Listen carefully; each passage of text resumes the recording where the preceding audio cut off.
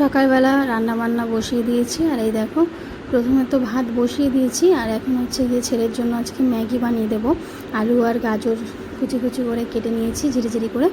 তো এটাকে ভালো করে ভেজে নিচ্ছি। ভেজে নিয়ে আর এই পেঁয়াজ বা ডিম এসব কিছু দেওয়া যায় না, কারণ আমার ছেলের স্কুল তো ভেজিটেরিয়ান স্কুল, তো ওই স্কুলে আর কি ওসব অ্যালাউ করে না। তো সেই জন্য আর কি এরকমভাবে বানিয়ে দিচ্ছি।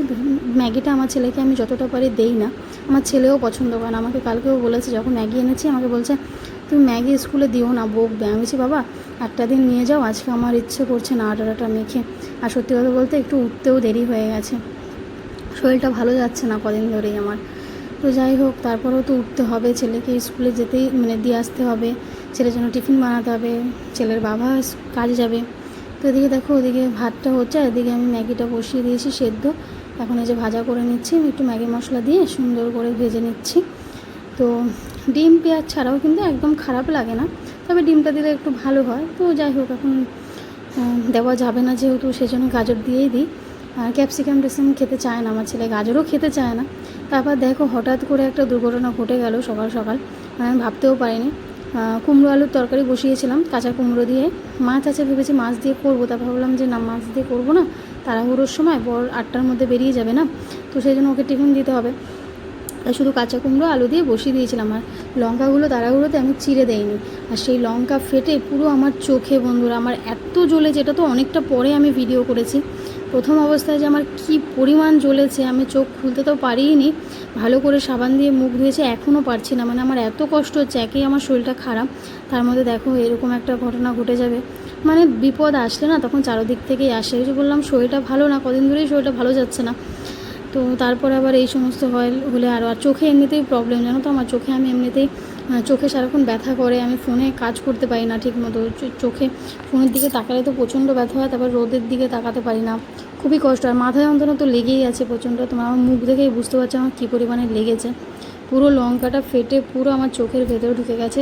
লঙ্কার যে বীজাগুলো আছে না, বীজাটাও আমি এরকম ঢুকে গেছিলো, আমি ওইটার জন্য আরও বেশি কষ্ট হচ্ছিলো। তারপর অনেক কষ্ট করে আমি বের করেছি। তারপর দেখো, আবার একটুখানি পরেই আবার ভাবলাম যে আমার বর যেদিকে রান্নাটা দেখবে সেরও তো উপায় নেই। তো সেই জন্য আমি আবার চলে আসলাম কষ্ট হলেও রান্নাঘরে, কারণ বড় দিকে আমার ছেলেকে রেডি করছে। তো এই যে কুমড়ো আলুর তরকারিটা করেছি, আর এটা আমি না তারপরে আর মন দিয়ে আর করিই নি, তো কোনো রকম একটু করেছি। তো ঠিক আছে, এটার মধ্যে কী দিয়েছি বলো তো, একটুখানি 5 ফোড়ন দিয়েছি ফোড়নে, আর 5 ফোড়নের গন্ধটা আমি ভীষণ পছন্দ করি, আর একটু আদা বাটা দিয়েছি, এই দিয়েই বানিয়েছি, আর জিরের গুঁড়ো হালকা, নুন হলুদ। তো তারপরে এটা তরকারিটা ওদিকে হচ্ছে, আর এদিকে দেখো আমার ছেলের জন্য টিফিন বেড়ে নিলাম। তো ম্যাগিটা আজকে দিতে হচ্ছে, বাধ্যতামূলক, কিছু করার নেই। জানি ওর স্কুলে বকা দেয়, কিন্তু কি করব বলো, মাঝে মধ্যে আবার না দিয়েও পারি না। এমনি সময় তো তোমরা দেখো আমি রুটি সবজি করে দিই, সবজিটা খুব একটা খায় না আমার ছেলে, তারপরেও আমি দিয়ে দিই, যদি একটু খায় তাতেও হবে। তো যাই হোক, এখন এটা করে নিয়ে ছেলেকে খাওয়াবো, ছেলেকে খাইয়ে তারপরে স্কুল পাঠাবো। তো তার মধ্যে এই যে ছেলেকে খাইয়ে দিয়েছি, এর মধ্যে প্রিন্স এসছে, প্রিন্স সোমাকে আওয়াজ পেয়ে এসছে, বলছে এ সময় স্কুল যাবি না? সোমা বলছে হ্যাঁ যাবার। আজকাল আমার ছেলে নিজে নিজে সব কিছু করতে চায়, এটা একটা ভালো গুণ জানো তো, নিজের কাজ নিজে করা। তো এই দেখো মুজোটা, আমি বলছি কি মুজোটা নিয়ে উল্টো ছিল, তো সেটাকে আবার উল্টিয়ে ঠিক করছে আর কি, সোজা করছে। আমি বলছি তুমি পারবে না বাবা? বলছে আমি পারবো।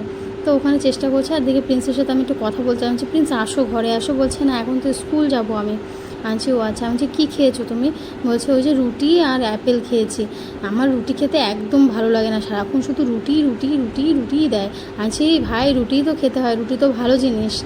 তো ওইসব নিয়েই কথা বলছিলাম, এই যে মনটা যেই বলেছি রুটিটা তো ভালো জিনিস, তা মনে রেখেছে।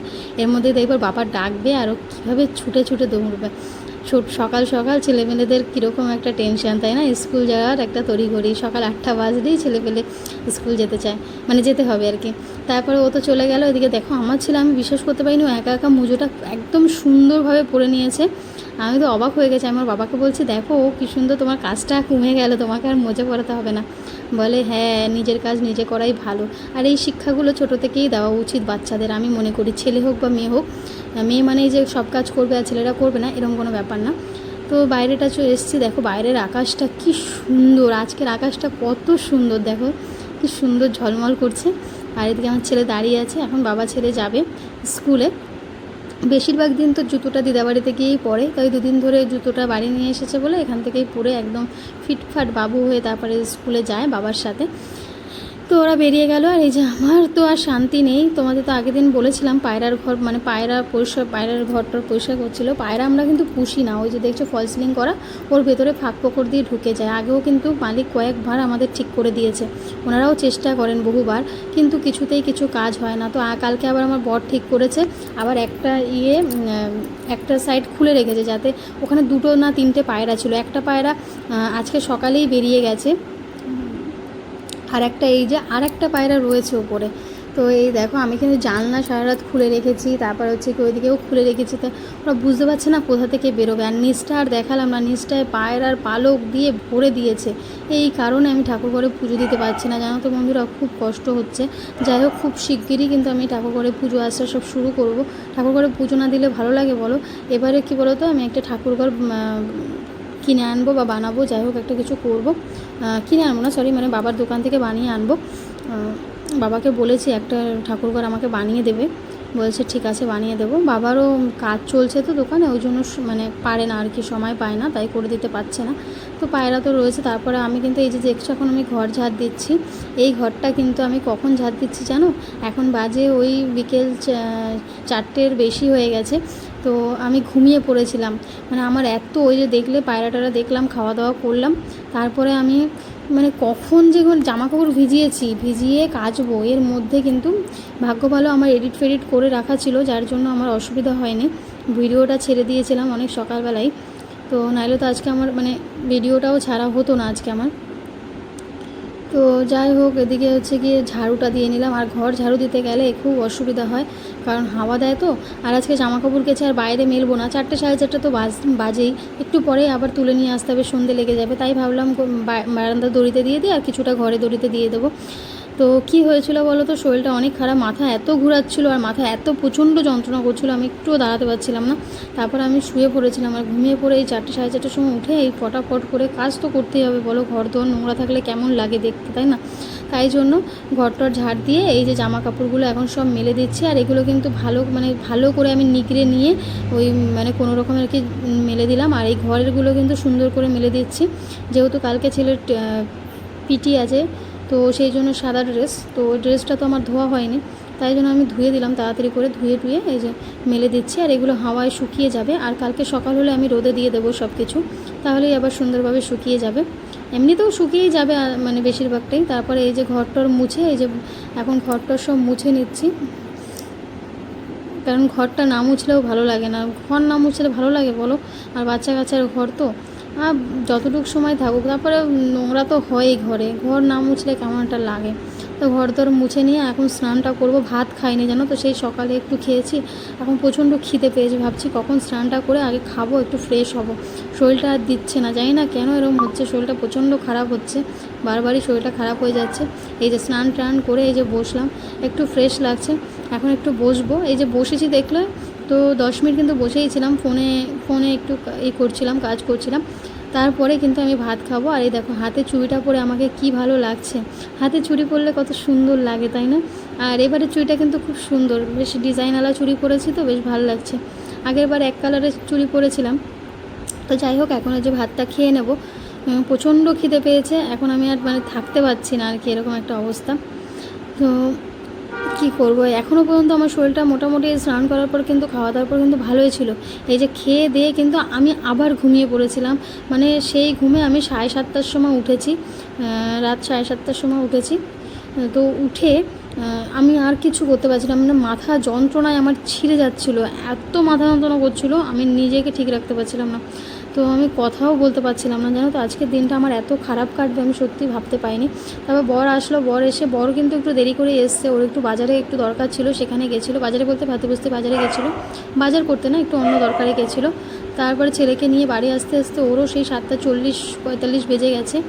তো এসে দেখো বাসন ছিল এক গাদা, বাসনটা আমি মাজতে পারিনি, জল ছিল না। এই যে স্নান করলাম দেখলে, তখন আমি মানে ঘর মুছে উঠে দেখি জল নেই, সেই জন্য আমি আর বাসনটা মাজিনি, রান্নাঘরটা পরিষ্কার করে রেখেছিলাম। আর এই যে বাসন মাজার ভিডিওটা যখন করছিল, তখন কিন্তু আমার ছেলে ভিডিওটা করে দিয়েছে। আমিই বলেছিলাম যাও বাবা কী করছো, একটু ভিডিও করে নিয়ে আসো। আর এই দেখো আমার বর কিন্তু অনেক বাসন মেজে দিল। আমাকে ওই বললো তুমি বসো রেস্ট নাও, আমি করে দিচ্ছি। ও তো কাজ থেকে এসে ওরও কি করতে ইচ্ছা করে বলো, কিন্তু কি করবে।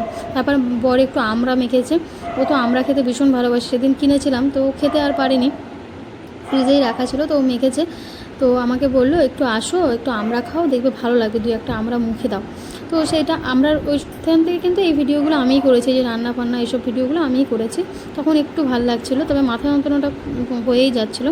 তো বর মাছ ভাজা করেছে, চান্দা মাছ ছিল ফ্রিজে, ধোয়া টোয়াই ছিল, ওটাও ভেজেছে, আর আলু পেঁয়াজ টমেটো দিয়ে ভেজে নিয়েছে। তো এখন খাচ্ছি। এরকম বর পাওয়া কিন্তু সত্যি ভাগ্যের ব্যাপার।